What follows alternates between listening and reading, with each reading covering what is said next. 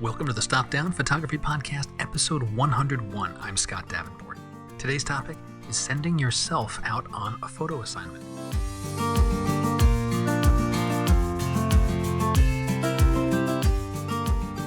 Hi, welcome. Thanks for joining me. I'm glad to be back with you for another chat about photography, this passion we share.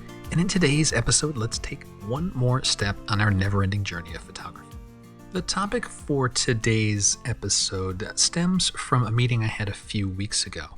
I was working with another photographer on location in San Diego. We were photographing along the coast at one of my traditional haunts, a location I know very well and have photographed countless times. My shooting partner for the afternoon was a student. She has a blogging business and was after a certain style of photo to accompany her online articles. And as we were working together, something interesting happened. When I started to think about her articles and the types of photos that would augment those articles, my approach to the location changed. The photo opportunities I saw changed, broadened even. And I knew I wanted to talk about this on the podcast because I think it's an experience any photographer can emulate, and the benefit is we push our creative boundaries. So today, episode 101, let's talk about approaching a scene like a photographer on assignment. If you enjoy the podcast, please share it with a friend on social media, with your camera club, and if you can, leave a rating and especially a review for the podcast. Those ratings and reviews help keep the podcast on the charts, let others find out about the show. You can rate directly on iPhone or Mac OS in the Apple Podcasts app. You can also leave a rating through the web at podchaser.com. Links in the show notes. So here's the story. At heart, I am a photographer. My photo business is centered around photo education.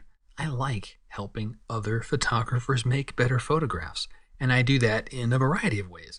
YouTube tutorials, video courses and books, physical, in-person photo workshops, podcasts, of course, podcasts, and I also teach private lessons. And it was during a private photo lesson I had this interesting experience. As I said in the intro, my student for the afternoon had a goal, upping her photo game to support her blogging business. We met up in San Diego, went out to the coast, spent some time talking about what she does and how her photography fits into that. Now, on her blog, she writes articles and stories about wellness, emotional health, personal growth, self-help, these types of things, and captures photos of nature to accompany those articles.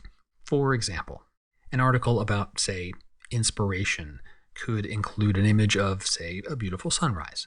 The photos could be used for title cards too, with the article headline written across the photo. So once I had this position internalized, understanding how the photos would be used, it changed my approach on location. We're out at the coast, place I know well, and normally when I go on location, especially a place I know, I'll have a general idea of what I want to capture, and then let nature and the location guide me. I'm in what I'll call asset gathering mode. I don't necessarily know what I'll use the images for. I capture what appears interesting, and I like doing that, and I've had success doing that.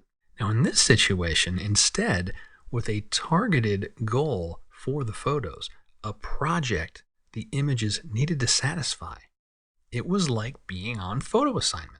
Nature and the location presents what it's going to, and that didn't change.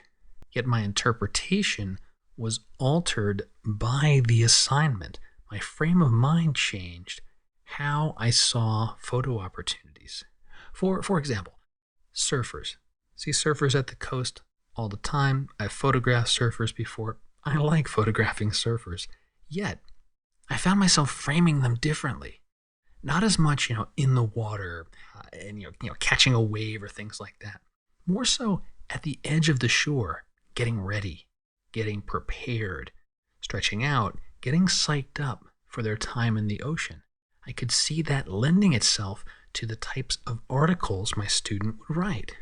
wellness, mindfulness, personal health. That just seemed to come together for me. Here's another example. Beachgoers. I usually try to avoid having people, or at least too many people, in my frame. But with this different mindset, groups of people walking became the backdrop for an article about exercise or promoting good mental health and the benefits of being outside and what that can do for your state of mind. Connected to that theme, state of mind and wellness, people just sitting and gazing over the water, enjoying the simple pleasures of life, those became photo opportunities. And heck, even the crowded beach could be useful. An article that calls for the escape from the everyday grind. And as I'm saying that, it makes me wish I had brought my long lens on that day to collapse the depth of field, make everything get compressed, emphasizing that feeling of crowdedness. I'll have to remember that for a future outing.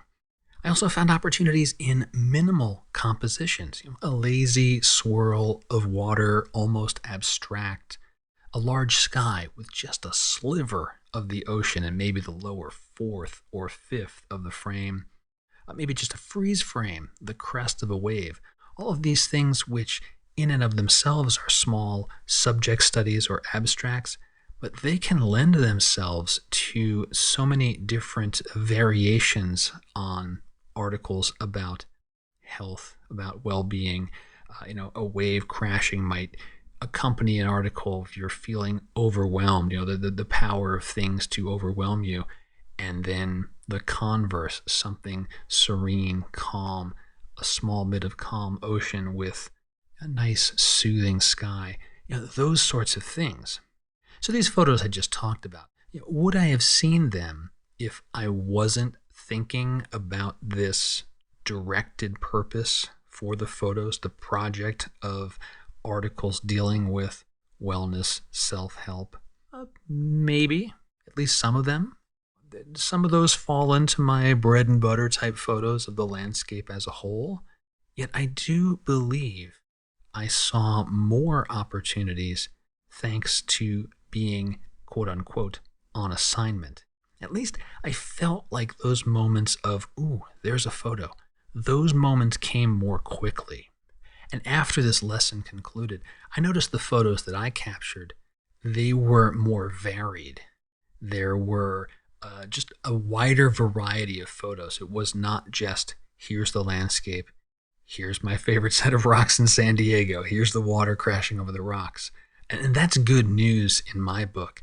I continue to strive to capture bodies of work, not just a singular hero photo.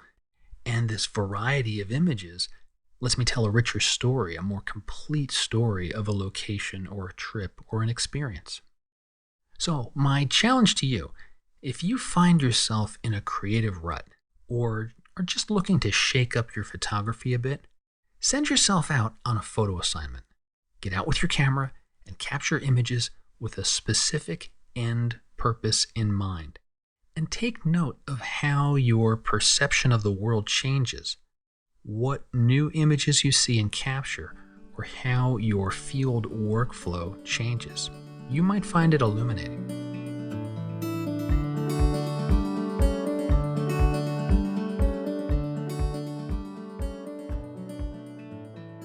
I know it has been a while between episodes, and I hadn't planned on that happening.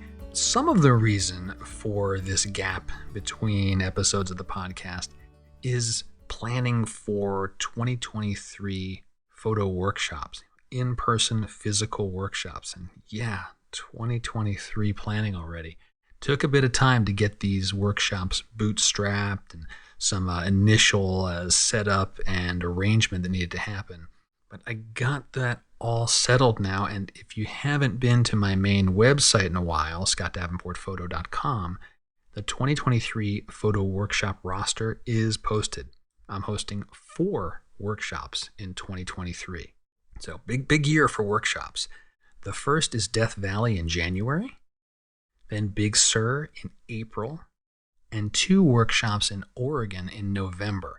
One of the Oregon workshops is based in Florence along the Central Coast, and the second is based in Bandon, a little farther down the southern coast of Oregon.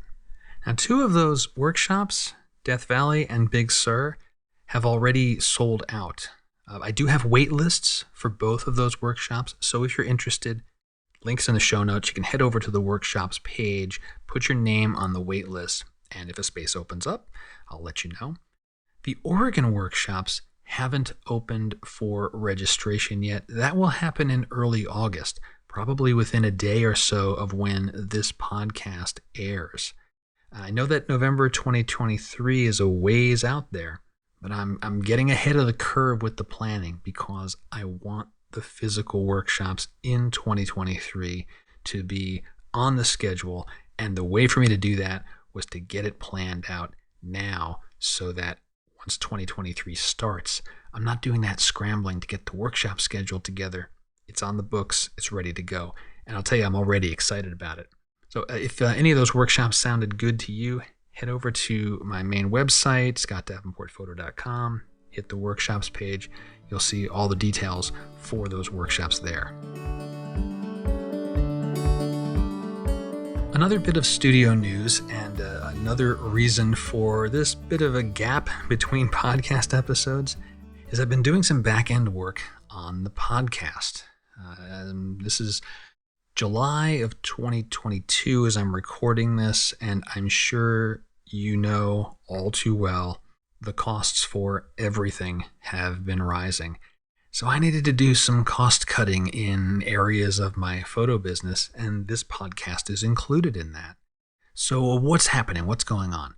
What's going on is I'll be shutting down the stopdownpodcast.com website over the next couple of months.